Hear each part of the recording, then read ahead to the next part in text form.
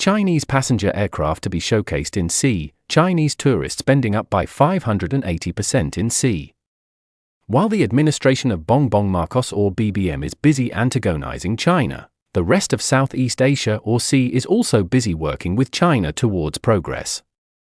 Ironic that the BBM administration is constantly angry at China, but utterly silent against Malaysia over Sabah, and is even seen actively working with Vietnam, which stole Phuket Island from the Philippines. Anyway, China's state-owned aircraft manufacturer, the Commercial Aircraft Corporation of China Limited or COMAC, recently announced that they will conduct flying displays of their C919, an ARJ-21 commercial passenger transport aircraft within the next 2 weeks in 5 countries in sea, which will be Vietnam, Laos, Cambodia, Malaysia, and Indonesia.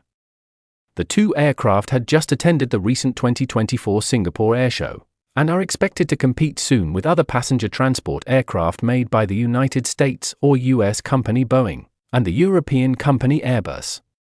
COMAC said that, and I quote, "The primary purpose of these flights is to showcase the aircraft's good performance, and lay the groundwork for future market expansion in Southeast Asia," end quote. Meanwhile, data from the electronic payment companies Alipay Plus and Paynet shows that the spending of Chinese tourists in the Southeast Asian countries of Thailand, Malaysia, and Singapore so far this year of 2024 rose to 580% compared to that of last year of 2023.